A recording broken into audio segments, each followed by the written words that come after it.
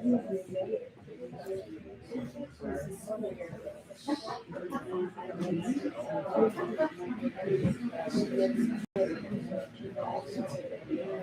everybody, welcome to 192 Books. We're here for the launch of the New York tapes, Alan Solomon's interviews for television, 1965-1966, edited by Matthew Sims, and we have Jacob Proctor in conversation with Elizabeth Smith and Robert Slifkin. This is presented in collaboration with the Paula Cooper Gallery, Lisa Knowlton, Xavier Danto. We have the books for sale over there after the conversation. And this is live streaming on YouTube and the Paula Cooper Gallery Studio website. I'm going to introduce Jacob. Jacob Proctor is the Gilbert and Ann Kinney New York collector at the Smithsonian Institution's Archives of American Art, where he's responsible for new acquisitions from the New York area. He also conducts interviews for the Archive's long-running oral history program and organizes exhibitions and public programs relating to the Archive's collection. Previously, he was curator at the Museum Brandhorst in Munich, the Collegium for Culture and Society at the University of Chicago, the Aspen Art Museum, and the University of Michigan Museum of Art. Proctor has organized more than 40 exhibitions, including most recently major surveys of Alex Katz and Lucy McKenzie. His writing appears in numerous exhibition catalogs, monographs, and periodicals. Thank you and welcome.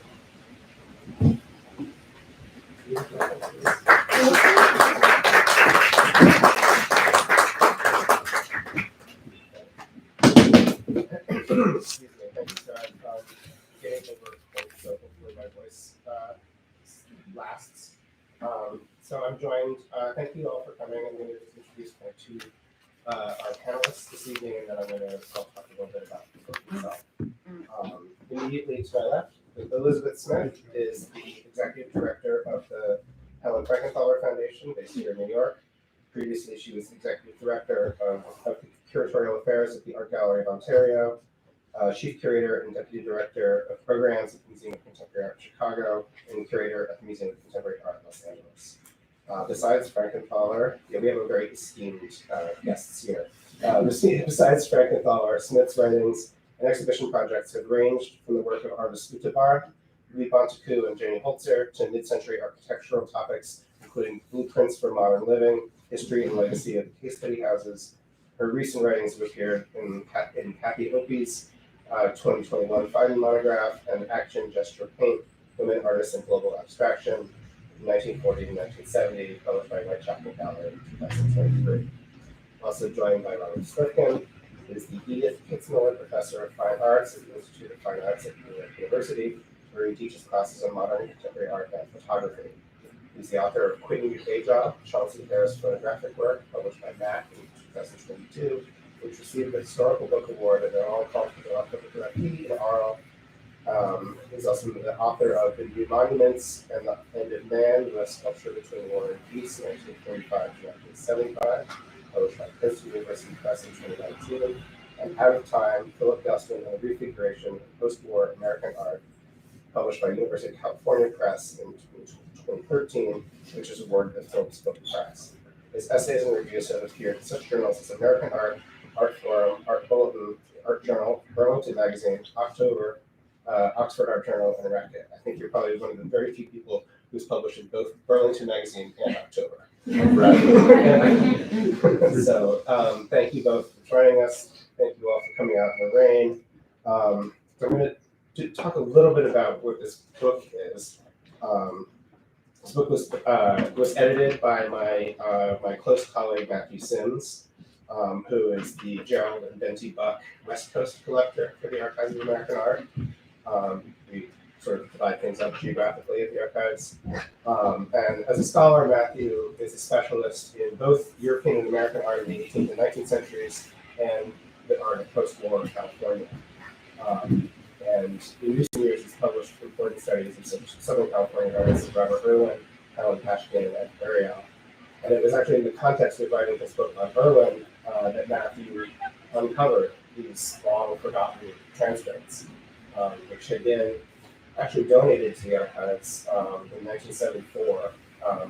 So Helen Solomon died in 1969 or 1970, I should say, and his executor was actually Castelli, which I didn't know until this. And he donated his papers, and they were included in the finding aid, but they weren't cross-indexed in those days, and so it wasn't until they started being digitized that Matthew found them in the context of his research on Irwin. And so this is actually the second volume, the second book that we published with Circle Books of these interviews. The first was the Los Angeles tapes, which were the interviews with Irwin, Craig Kaufman, Larry Bell, and James Turrell, which is also great. I don't know if you have it here, but it's also great. So it's really amazing that we have this book now. This is quite a tome. Alan Solomon, for those of you who might not be familiar with him, was really part of a pioneering career, you could say, of American art in the 1960s. From 51 to 62, he's been a professor of art history and the founding director of the Art Museum at Cornell. And he had written his dissertation at Harvard on Picasso, which he must have been one of the very first people to write a dissertation on the living artist. I always thought that Rosalind Krauss was maybe the earliest, but apparently Alan Solomon, writing a dissertation in the 1940s and 50s on Picasso, he's very much still active. But he really kind of roared into public view in 1962 when he became the director of the Jewish Museum. And the recent Jewish Museum show, 1962 to 1964, that was Solomon's tenure. And so while he was there, he organized a series of really historically important exhibitions, including the first, I don't know if you call them retrospectives, of Jasper Johns and Robert Rauschenberg in 64 and 63, respectively. And they were both, retrospective of 10 years of work, not even. And also exhibitions like Toward a New Abstraction in 1963, which included the work of Kenneth Noland, Morris Lewis, Albert Kelly, Al Held, Frank Stella, and others. And he also organized the 1964 American Pavilion Venice Biennale, which included most of those artists, and where Rauschenberg famously won the Golden Lion, famously and controversially, I should say. And he also organized Warhol retrospective at the ICA Boston in 66, the U.S. Pavilion in Expo 67. So he was kind of everywhere. He also published in 1967 this big, beautiful actual coffee table style book called New York, the New Art Scene, which was illustrated with these amazing photographs by Hugo Willas, which many of you may know, alongside Solomon's kind of texts on the artists. In 1968, he left New York and moved to Los Angeles to take up a job running the art department and the museum, or art gallery at UC Irvine, which was then still quite brand new. And he sort of suddenly died he was sick, but he died very young, at the age of 49 in 1970. So he had a very short, very career.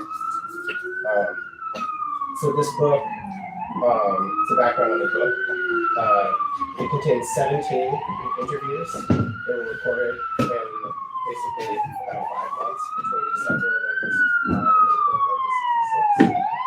And they were recorded for a program called USA Artists that he was making with the producer and director of Lane Slate for what was then National Educational Television, which kind of became WNT, the station here in New York. And it became 10 half-hour long episodes of the show. And so, of course, huge amounts of footage and of these interviews were not included in the episodes. And what happened was that Solomon, all the footage disappeared. Over the years, it just gone. The original episodes are still in a couple of different archives. but none of the extra material is extant. And this set of transcripts in Helen Solomon's papers is really the only complete record of these interviews that exists. And as I said, it was basically forgotten and unknown for 40 years. Most of the interviews were recorded in New York, either in artist studios or in their homes, although he did travel, so he traveled. Kenneth Noland was interviewed in Vermont. Jasper Johns is interviewed both in New York and in Venice Beach, South Carolina. There are a couple of interviews that are done in Washington, D.C. for most of this episode. And so there were single episodes on Johns, Rauschenberg, Oldenburg, Dine, and Barnett Newman. And then there were two-person episodes. There was one featuring Lichtenstein and Warhol, another of Morris Lewis and Kenneth Noland, and a third of Frank, Stella, and Larry Poons. And so methodologically within the series, there are kind of two basic approaches. One are episodes that depend primarily on interviews with the artists themselves. And then there are some of the episodes which rely heavily on associates or other of the artists. And the Warhol is one which where we also have the interviews Gerard, Malanga, and Sedgwick. He interviews Leo Castelli, provides some kind of background on Rauschenberg and Johns. Although weirdly, he was interviewed on the same day as the Warhol, all the Warhol people. So I was expecting that interview to be about Warhol, but okay. And then, of course, with Morris Lewis, who had already been dead since 1962, they utilized exclusively on other sort of eyewitness accounts, I guess you could say. And so in that case, we have Marcella Brenner, who's his widow, Helen Jacobson, who was one of his students, and then Clement Greenberg, Helen Frankenthaler, and Kenneth Noland, who kind of does double duty both for his own review and then for the Lewis. And then I should also say that included in the Oldenburg transcript are kind of short interviews with Oldenburg's wife at the time, Helen Jacobson, as well as his parents. And I think that these must have just been kind of more opportunistic because none of them actually made it in. They're quite short, and none of them actually made it into the broadcast. Patty is really funny and candid in her sort of assessment of her husband. He's a nice guy, but I like he seems to like his art more than she likes him. So the arc of the series essentially maps onto Solomon's kind of larger curatorial project at the time, which he kind of articulated, his ideas about what he called the new art as these two sort of parallel tracks, the new abstraction and the new figuration. And I think personally he was maybe a little more invested in the new figuration, but that's kind of how he was trying to explain kind of what was going on in art since the late 1950s. And he positions, for example, Johns and Rauschenberg very much as having kind of opened the door to pop art and happenings and everything else that happened in that sort of stream. And then, actually, very interestingly, really positions Frankenthaler as the gateway, the thing that allowed the practice, I should say, that allowed people like Lewis and Noland to kind of find a way to move on past the problem, essentially. So Solomon, with his serious art historical training, was of course he was educated and trained to kind of create these kinds of lineages, and his own bigger thoughts, to sort of group artists together into schools, identify period styles, etc. And so I think maybe my first question was to you, would be sort of from our contemporary perspective, what are your thoughts on his efforts to kind of construct this particular genealogy or constellation, or sort of zeitgeist?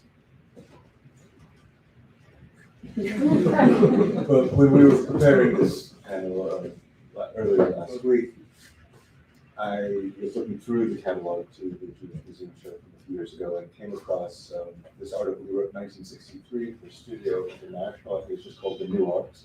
Yeah, it was the catalog essay for a show at I think it was the Institute of Contemporary Art or something in Washington about, it was like the new, I forget the title of the show. Yeah, so it's mainly dealing with the figurative artist rather than the abstractions. But it's funny, I just realized that I used the first sentence that essay as epigraph in the first book and third lesson.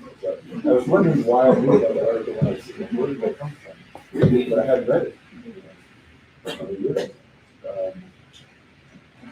And what's so remarkable about that text is it is this kind of diagnostic account of a new sensibility.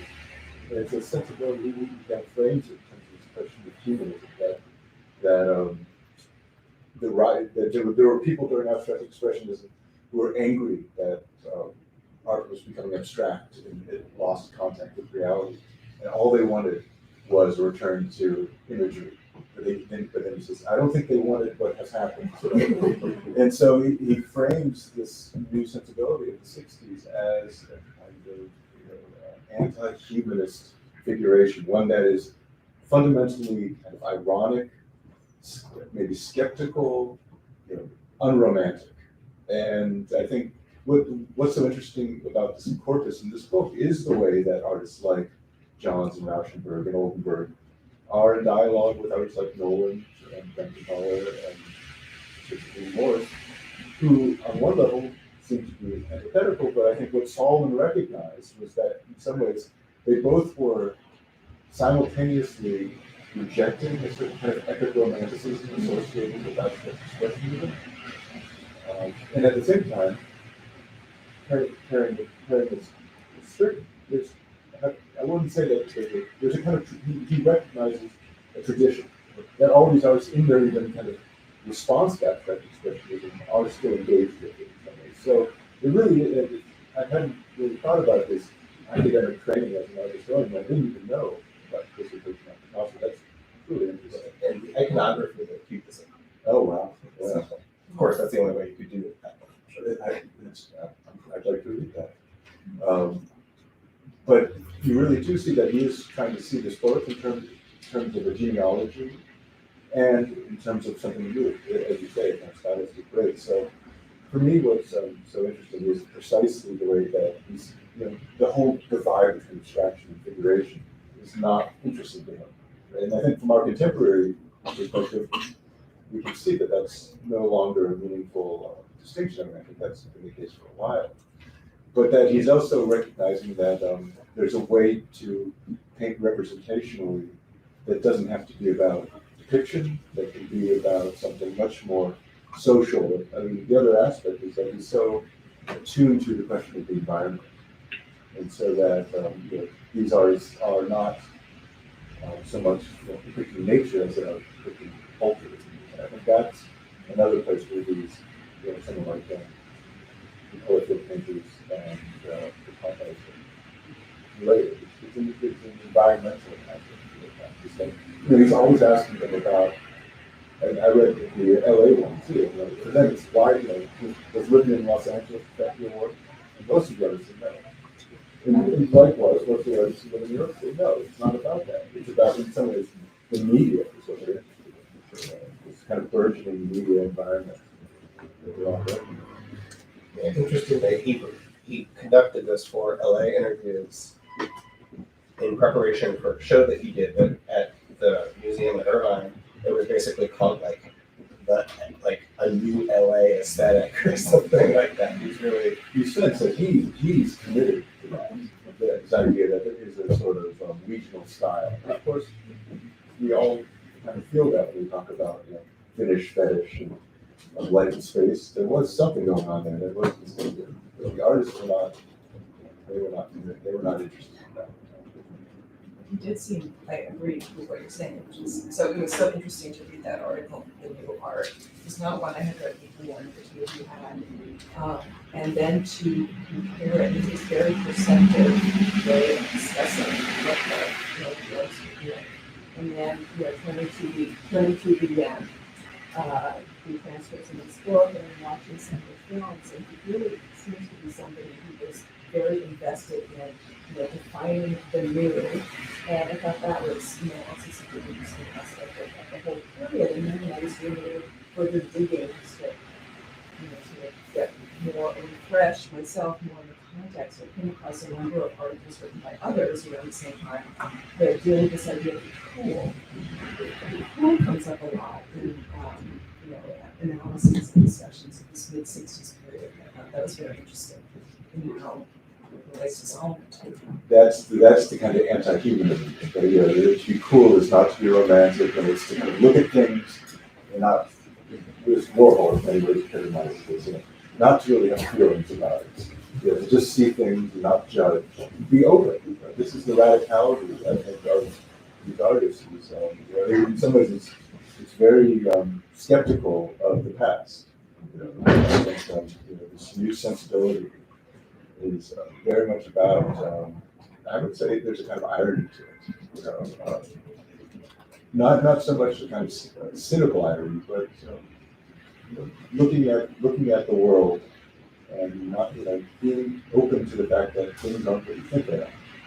I think Johns is very much even in his interview he talks about ironic stance.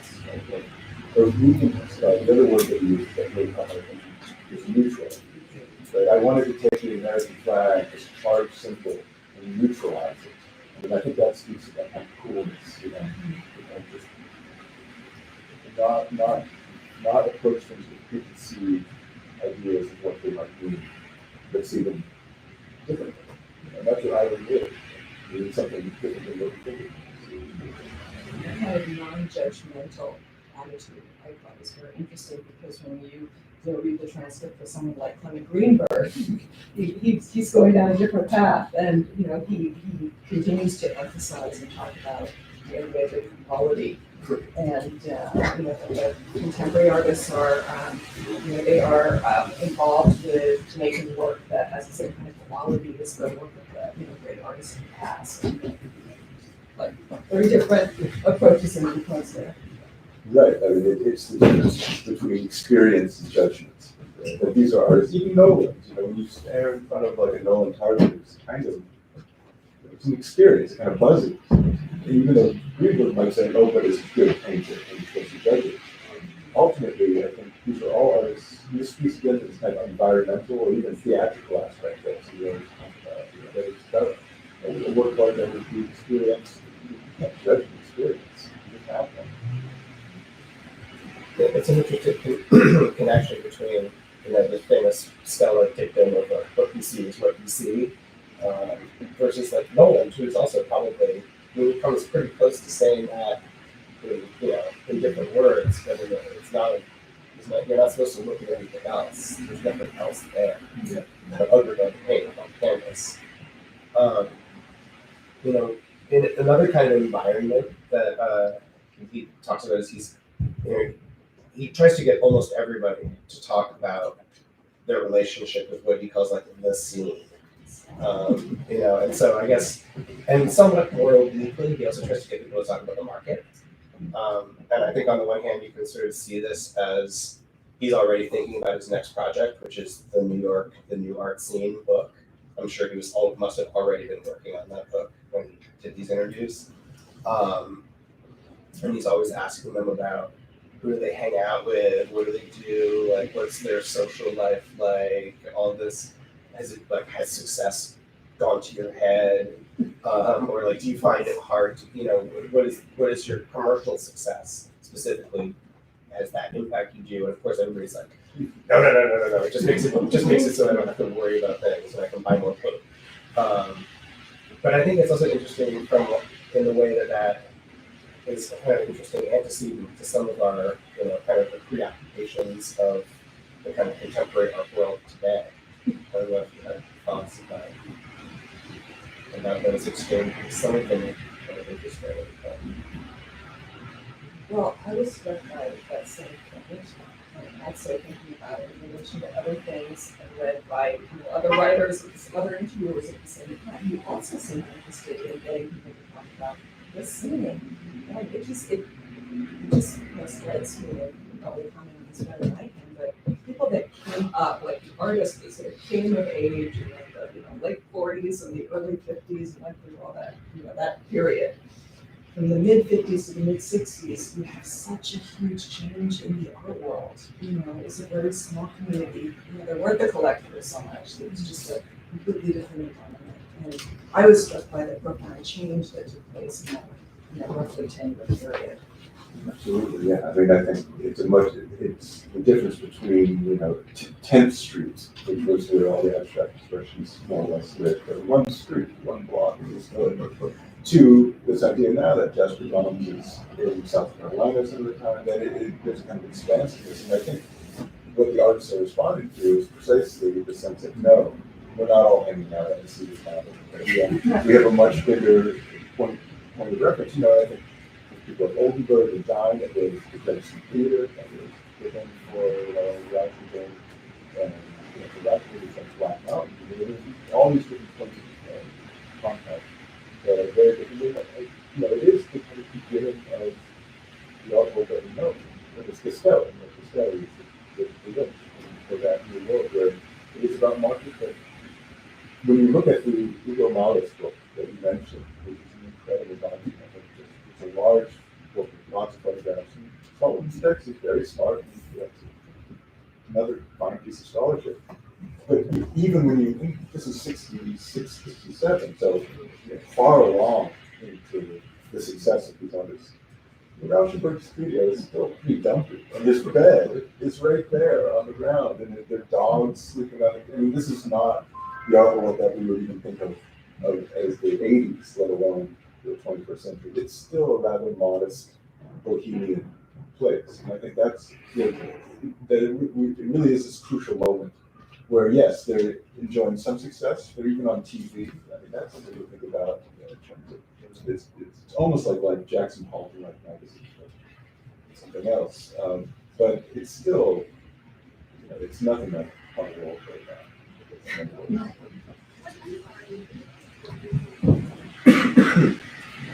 Also, in the TV, so I'm going to talk a little bit about in the TV shows. There's always a kind of omniscient narrator, and it's different narrators for different episodes. I don't think Solomon is ever a narrator though.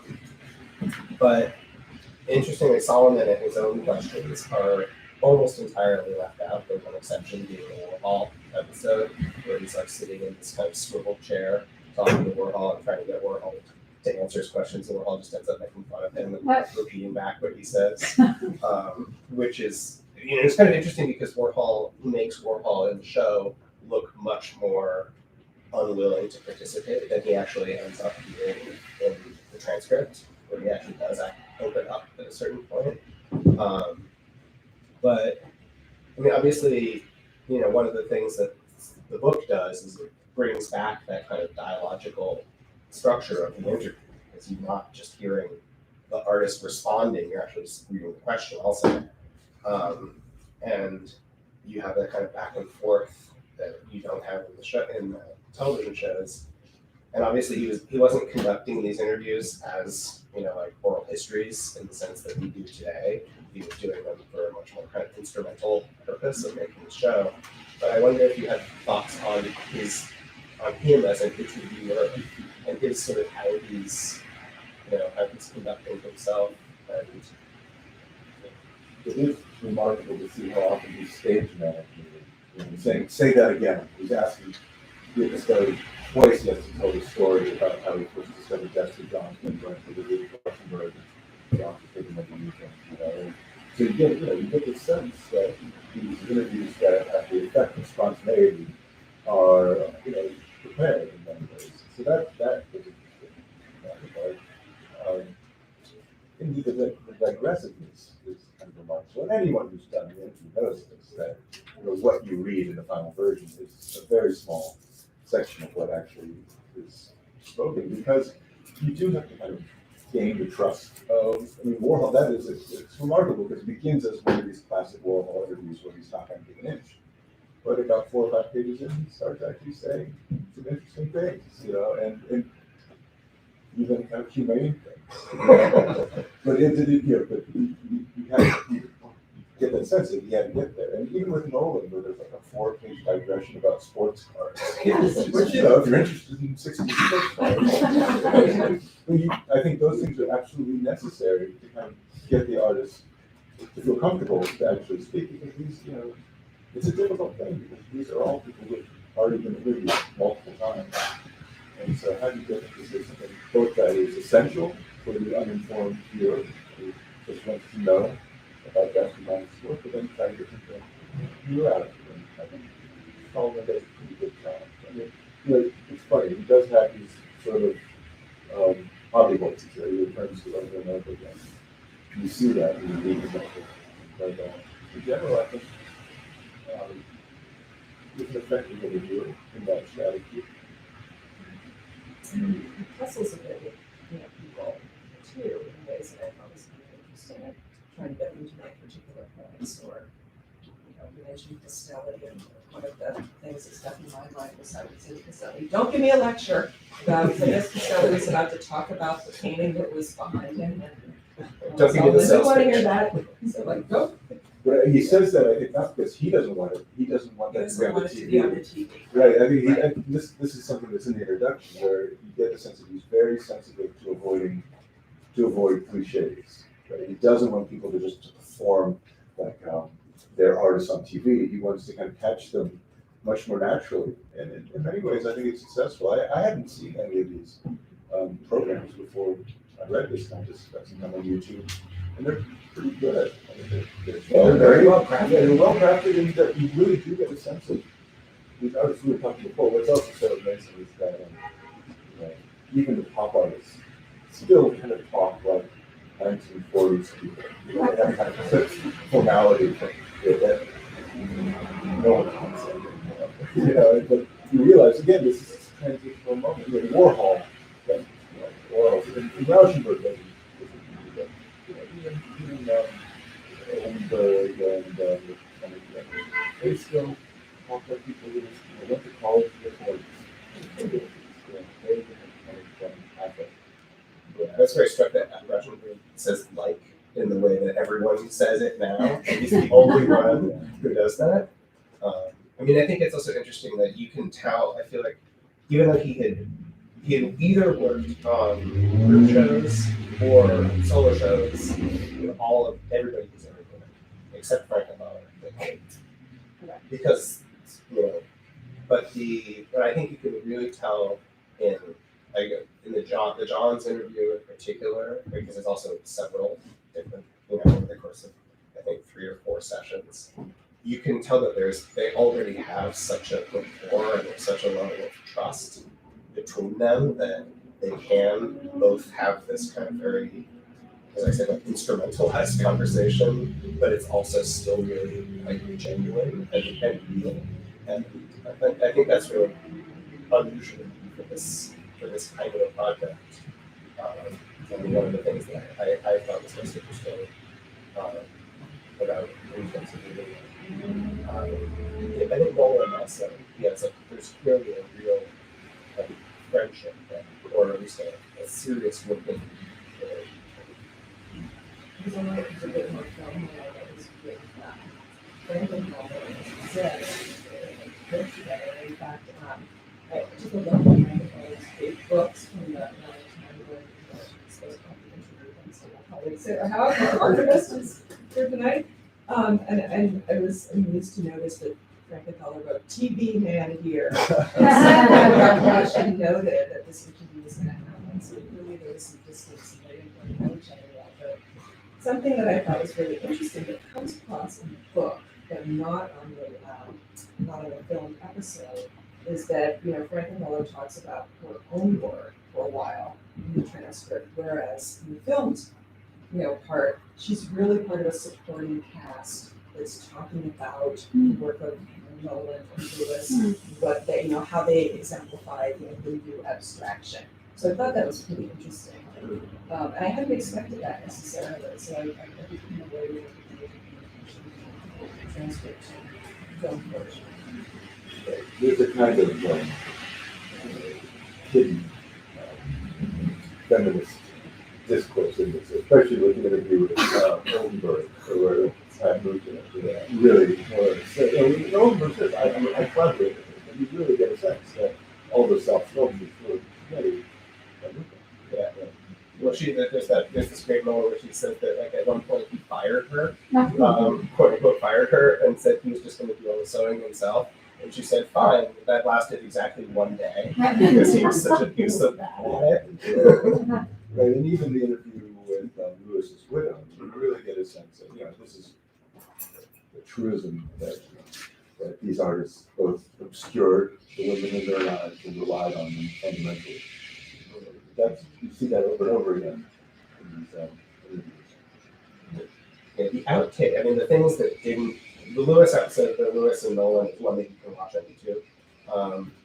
But I thought some of the things that people said about Lewis that didn't make it in were also really telling. I thought Nolan's, there's this moment where, everybody, I think they will forever be talked about in the same sentence. And on the one hand, there's this some of what does get into the program is, kind of interesting and insightful things about how the sort of the balance of their relationship shifted over the years.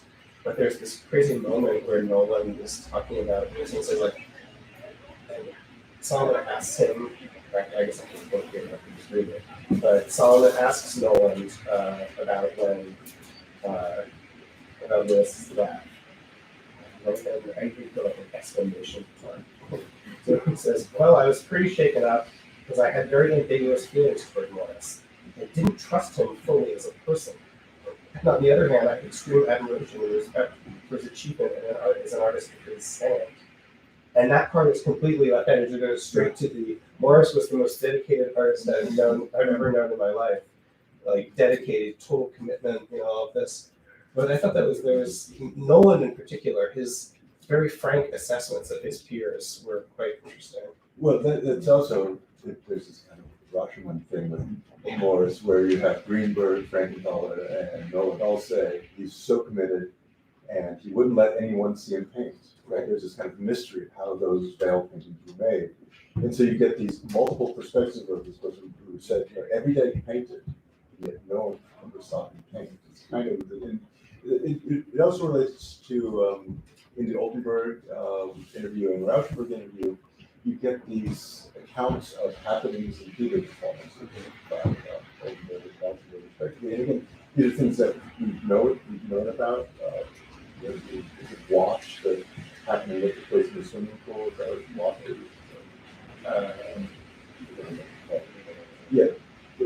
But the fact that you get another account of these things that we know exist because they were performative and ephemeral, every new account of them provides something new to it. So there's something about even, I knew that Morris people see his work, but the fact that you get these new accounts of the strangeness of that is really valuable. Yeah, the accounts of the conversation, I think it was called like something like the theater jam, but it was a very funny the one in Rauschenberg's studio. studio. Yeah, the one that Solomon had organized with Steve Paxton like a couple of years earlier, and that's I think if they're.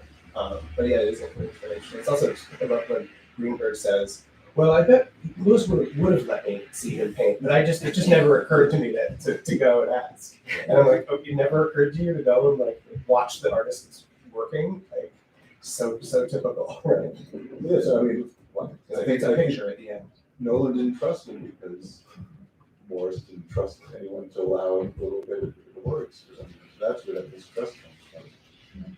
There was something kind of wonderful that Lewis's widow said, stuck with me, something along the lines of that he had very few doubts, but he was full of doubt. I thought that's a pretty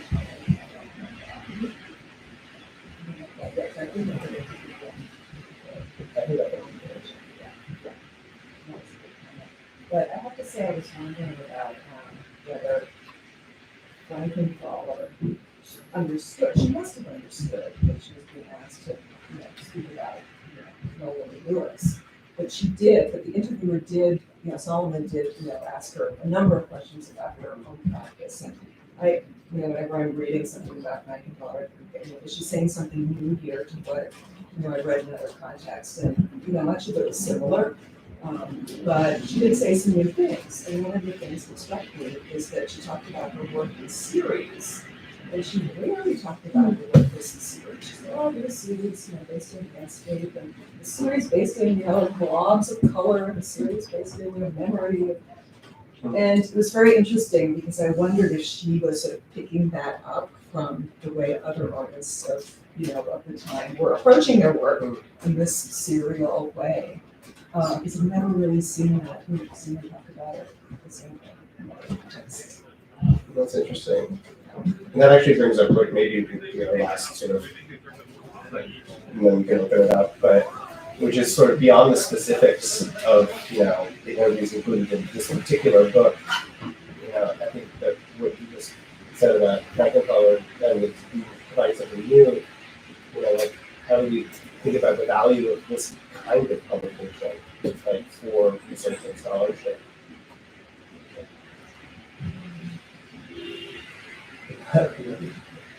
This is the basic building block of any research. I mean, you talk to somebody who spent hours at the Archive of American Art in Washington, D.C. You're here for a reason. Yes, so I think this is good. And it's true. I mean, I would say the same thing as someone who has read many interviews with many artists. There is a certain degree of redundancy, but that's any archival work. You do that, and then you find the one nugget that was never said before. I mean, for me, hearing Claes Oldenburg talk about toilets for 3 pages. That was new. That was worth the price of admission. He has a very interesting skill set about toilets. I'll just leave it at that. And Solomon really encourages it. Yeah. Oh yeah. So just having this available. I mean, it's true that more and more things are available online. But there's also something to be said for having things at hand. And these are online. They are now. They are now. The entire Solomon paper, everything's digitized, so it's all on our website. But they're hard to read. They're typescript. There's corrections. Some of them have writs, yellow tape in a good bit, and so they're not easily. If you want to make like a fence about books. No, I just it just. Yeah, but I think it is really interesting that even someone can spend an inordinate amount of time thinking about and reading about and studying and being about Frankenthaler would find a new little nugget in part of the material that was not published. And I think that that's sort of the thing that I always come back to with things like this is that so often some of the most interesting material isn't what makes it into the published version of an interview. If you think about, we had this amazing discovery a few years ago with Gene Swenson's interview with Andy Warhol, where there's this tiny little, very short little version of it that's was published by I think Art News and has been in every anthology. And then the whole rest of the interview is amazing. And there's this whole section where he talks about being gay and like now, of course, like that was not available, and it just kind of. It confirmed a lot of things that people already knew, but it just really, I think there are things that open up the field for scholars now, when you actually have coming straight from courses now, as it were. Well, you get the context. Yeah. And how certain questions lead to certain answers. When you lose those questions, the answers seem very different. That's a similar case with the French interview with Frank Stella and Donald Gerard. This place. Right, exactly. There's a whole other interview that was taken out, and so what they're actually saying is not exactly what that interview presents itself to be. We have a few minutes for questions if any of our audience has questions. Sure. This is fascinating, and it's also fun to just kind of dive into the history of people who know so much about it. 1962 was Walter Hoff's new paintings of common objects in Pasadena, which was pretty much, as far as I can tell, against that regional divide. It was New York artists, it was LA artists, and it was some Midwesterners from the middle who just didn't really fit anywhere else. So I'm curious about your opinion on this emphasis on the new. I mean, Solomon is putting it into his exhibition titles, he's asking about the scene. Why in this moment, why in this environment, if you will, is the new so essential? That's a good question. I think, I would argue that it's a generational feeling that we associate with the 60s. There's a sense that previous generation is responsible for, the catastrophes of World War II, the Holocaust, Hiroshima, Nagasaki. But there's a sense that a new sort of way of being in the world is necessary. And in some ways, aspect, especially is still that world of World War II. It's still saying, oh, it's so sad. And what I think this generation is trying to present is we need a different idea of what art could be. It doesn't have to be about personal feelings. It could be something where you just see the world as it is, and again, experience it rather than judge it. And I think, particularly when you think about artists like Warhol and Johns and Rauschenberg, you can imagine why this idea of judgment, which is always related to social norms, right? So there's some of this has to do with what we call, the counterculture, the various liberation movements of the 60s. I think this idea of new is about a real mistrust of the old. And a sense that art itself has to change. That who says that art has to be a painting? Who says that a painting has to be about something noble? And all these long-standing conventions that go all the way back to the Renaissance in many ways are being challenged by these artists. And I would associate that with politics. I think also that in the sense of people like Hawks and Solomon, they're responding because of their curators and curators. It's also a moment when the curator becomes a kind of like a sort of public figure himself. I mean, Solomon was, he was a man about town. People knew who he was. He was the kind of, and I think that there was such you're saying, an explosion. Like the art world suddenly got a lot bigger. Like abstract expressionism was a very tight conversation where you could really, it was a small conversation in a small area of one city. And there's a moment when Solomon's kind of trying to get Johns to admit his influence on all these people, where he's saying this is all your fault. You are the one who opened doors for all of these things in 1957. And Johns says he's like, no, that's not true. I'm not going to go along with that. And he says something about how information flows around so quickly, and there's so many more people that you can't describe influence in the same way. But I think that for a public, where there's suddenly this explosion of new art making, that's also a sense of the curators are we're going to organize this for you. We're going to explain this chaotic, messy situation. We're going to advocate for you in a certain way. And I think that most of the artists actually push back against that. Poons pushes back against it. Rauschenberg and Johns both do. It's very, it's not quite, I think Noland is a little less that way because it's much more of a straight lineage out of X. But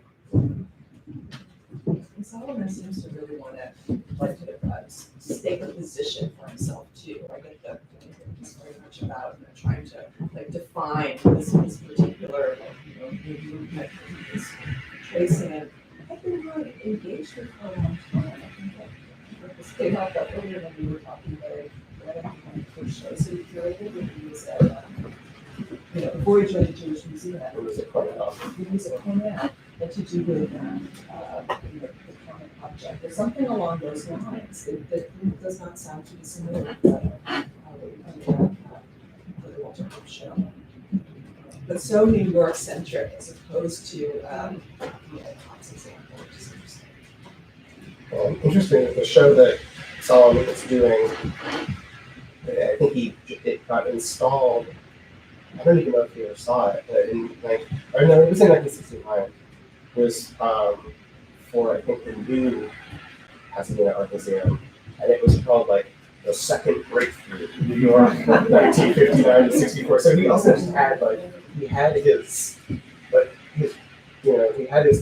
curtain, and he was just he worked with these people over and over and over again. He had also done little shows with a few of them at Cornell, at dry runs for the Jewish Museum shows. Probably the effect of someone studying Picasso. Right? Constant innovation. Or iteration. Right. But you haven't talked much about Greenberg and how powerful he was and what a close group that was. He was Although in some ways, the rise of Johns and Rauschenberg and the pop artists is the moment when Greenberg's power begins to. yeah, but you haven't talked about it though, as it was, because it was pretty strong. You see it in the interview with Greenberg. He speaks with such authority, as if whatever he says is absolutely true. He knows he has that power. But it was, it was like this close. Yeah, it was right there. The room was right there.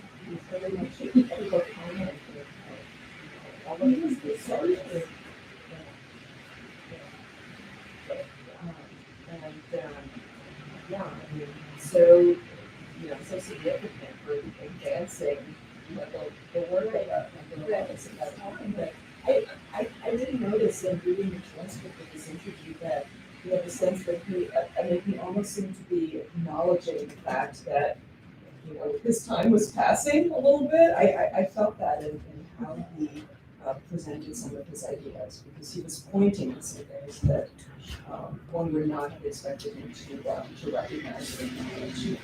Yeah. And then he mentioned the swimming pool closets. I saw that.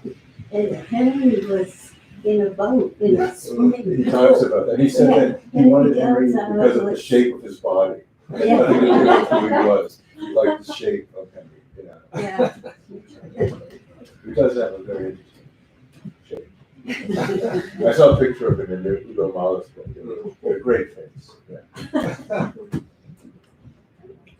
I wonder if in any of the interviews they talk about their studio assistants, because I think Warhol was the only one really open about it, as far as I know. And I worked in the 80s for Dorothea Rockburn, who used to be assistant to Rauschenberg and Jones. And I know how much she influenced, like, for instance, it's silly, but the quilt, how do you call the Rauschenberg painting on the bed cover? You know how she made it for them, because they were always, she would come to work in the morning and they would lie on the floor and they would get sick all the time. So she made it to cover them. And, so they covered themselves. And then he just one day he just put it up there, and that was, and so do they, and I know how hard is that work. For instance, Frankenthaler, she usually exchanged with the Dorothea assistants. So I never went to work because they said, forget it. Too much. Warhol is exceptional the way that He kind of openly embraces the idea that he's not making it. Right? Yeah. Almost to a point where it becomes provocative. I mean, the interview with Oldenburg and that movement makes that explicit. As does the footage in that episode. Yeah. So they do. Yeah, Oldenburg makes it explicit, and Warhol, of course, does, and Gerard Malanga is also interviewed, and it's in. Andy even says at a certain point, like, Gerard makes all the paintings. Yeah. Which is not. No, but he likes to. But in the most, I don't think in any of the other ones. I think that's No, I mean, Morris, you would think like he didn't. No one else was ever allowed in the room. But But I think that's still the case. We have a very romantic idea of the artist, as an individual creator. That's not very often the case. Unless you had to go to see all of that. I just, because you mentioned Swenson and this whole question of the new, like, there were so many other curators, like Sam Green also did stuff with the new that cop. And I guess I don't know much about like his how old was he when he did the interviews, and then what was his relationship to all of these other younger curators that were in Gray's like Swenson. How old was Solomon? Yeah. He was born in 1920, so he was 44. Yeah, he was older. So yeah, but he was basically about the same age as most of the artists. Like I think he's younger than some, older than others, but yeah, he was 44, 45. So there was more of a divide. But he had spent 10 years at Cornell before coming to New York, and I think that's also like he tested a lot of these things after that. There are amazing photographs in the knowledge book of Richard Bellamy getting passed by George Seaton. And Sam Green worked for Dick for a while. Bellamy. Oh yeah, Yeah. right. I wonder how Philip Guston fits into this picture, because he also had a show at the Jewish Museum, and that was That is in 65, right? The Gertrude Music Show? No, I used to know this stuff. 62? Right. was it? I think Before. No, it's Solomon? Proceeded. yeah, preceded. Before he became figurative. Yeah, Oh, before. yeah. He was still an abstract painter. Yeah. Yeah, Solomon wrote about Guston. He did. Yeah, but Guston that's the other generation that is being That's kind not of left new. in the dust. Not new. By these artists. I'm curious about the Alan Solomon papers. Does it have any documentation about the planning of these interviews? There are, I haven't looked through everything that he did when he was writing his introduction, but I've looked through it. Like there's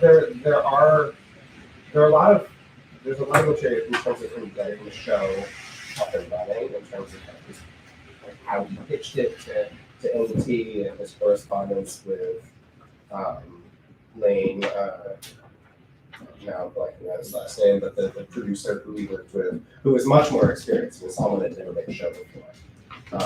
And they actually went on and made a couple more shows, a couple more episodes after Solomon kind of left the project. And they're not anywhere, they're really not as interesting in a weird way. Even though the artists are good artists, it's just a very different vibe. But I don't know if I think there are some things that allowed Matthew, because the transcripts are mostly undated, but Matthew was able to pin down when these things actually happened. So there is like a certain amount of correspondence about like, when are you gonna come visit me, or like appointments in his date books and things like that. That was kind of like the corroborating evidence, but I don't know that that there was a lot of or any planning in terms of conversations with the artists about what are we going to talk about and how are we going to talk about it. That's why I was curious. There might be, but I don't know, and not to my knowledge. We often have that sort of back and forth reflected in the Frankenthaler archives. And there was none that I came across. I didn't get the impression from reading the transcripts that they had prepared a lot in advance. But again, like some of these people, I mean, like, Rauschenberg and Johns in particular, like he had done 2 shows with each of them by this point, and multiple group shows. So like there was already, and they must have had some of these conversations like earlier on. That's just the way it works. You sense it with certain artists. They say, "You really want me to tell this again?" There are those moments in a few. This has been a very amazing and fascinating discussion on the discourse of art after the war. And I must say, the thing that I really would like to see would be all these interviews on television. You said one was on YouTube, which we'll go and look at those Nolan one, but where are all the others? Can we see them? Or are you going to make a package so we can all buy it? I wish. So there are some that are on YouTube. The Lewis and Noland, the Stella and Poons, Oldenburg, Warhol, Lichtenstein, Dine. Apparently, I haven't seen all of them myself. Matthew notes that the MoMA film library has a full run of the programs as broadcast.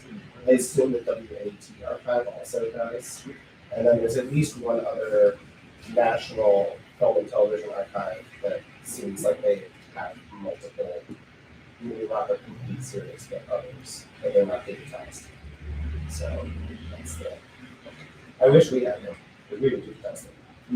Well, when you make a show about post-war artists, really, I think, strikes any curator is the ability to dig into archival material, which is so immense, and to have the voice of artists. To listen to them classically is to learn more just from the texture of their discourse about their personality than you can get in reading several 500-page biographies. There's something about that voice, and to be able to make that accessible to the public would be just amazing. You were asking about what this book would contribute to the discourse on history. Well, I mean, it is history already. It's already there, just simply because it's this objective reflection of a particular moment. I think we maybe have time for one more question before we wrap How up. the interviews were actually made on film? So 16 millimeters? Yeah, they're shot on 16 millimeter, and then they were edited so that some of it is synchronized, like on just people talking heads essentially, and they used it also for voice to do voiceover tracks for kind of establishing footage of studios and exhibitions and other just kind of. So they exist edited on film? Only the edited versions exist, and I don't know that they exist on film. They might only exist on video. Thank you. Thank you all. Yeah. For joining.